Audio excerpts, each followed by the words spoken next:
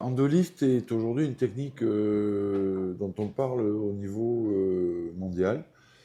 Alors on va faire un peu d'histoire. C'est une technique qui vient en fait de la chirurgie vasculaire, et à savoir pour traiter les problèmes veineux. C'est-à-dire que les chirurgiens vasculaires montaient une sonde dans les veines et pouvaient faire en redescendant de manière rétrocroissante une sclérose de varices.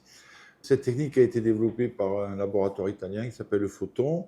Et depuis une dizaine d'années, ils ont développé cette technique pour en fait faire des liftings ou des remises en tension cutanées, que ce soit au niveau du visage ou au niveau du corps.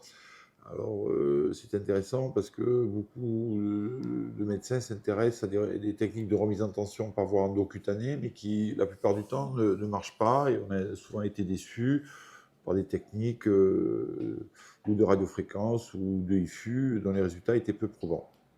Alors, qu'est-ce qui se passe avec l'endolyse? C'est un laser de 1470 nanomètres qui a donc la spécificité d'être attiré à la fois par le gras et par l'eau. Donc, il va avoir une spécificité d'action au niveau de la peau et du gras que l'on peut avoir au niveau de l'ovale, par exemple, ou dans la zone sous-mentonnière ou la zone sous-mandibulaire. En fonction des réglages, on peut avoir une action plus spécifique sur le gras ou une action plus spécifique au niveau de la peau, afin d'exercer soit une lipolyse, soit du skin tightening, c'est-à-dire de la remise en tension cutanée.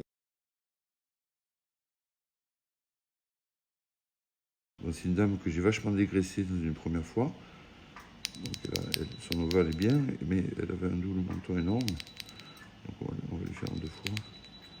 Et là, je lui fais porter une mentonnière par contre, cette dame, parce qu'elle est âgée, pour que les tissus...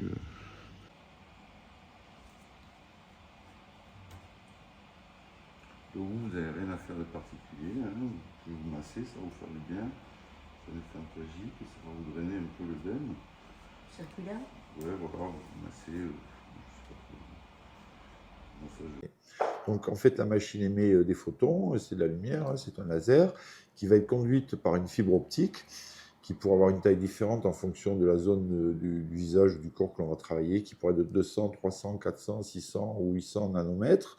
Donc là, on va juste lui reprendre un peu le menton, parce que là c'est bien. Rappelle comment tu étais là, on a dit, Oui, je suis contente de l'ovale. J'ai encore un peu de gras par là, parce que bon. Et donc, après avoir pratiqué une petite anesthésie locale, mais très faible, on parle plutôt de désensibilisation cutanée, parce que si on infiltre trop de liquide anesthésiant, on aura un effet délétère, c'est-à-dire qu'on aura une action plus sur l'eau qui aura été injectée que sur les tissus. C'est un acte qui est totalement indolore, malgré cette action de l'anesthésie qui est faible, de désensibilisation. Et donc, on va faire des réglages, soit en termes de puissance, c'est-à-dire en nombre de watts, et en nombre d'énergie délivrée, ce qu'on appelle un on-off. L'effet sera décalé dans le temps, c'est-à-dire que les résultats optimums sont obtenus en général entre 3 et 6 mois, avec une remise en tension extrêmement importante, qui peut être, dans certains cas, équivalente à une chirurgie type lifting. L'intérêt, c'est qu'on n'a aucune cicatrice, et on a une éviction sociale qui est très très réduite, de quelques jours, voire nulle dans certains cas.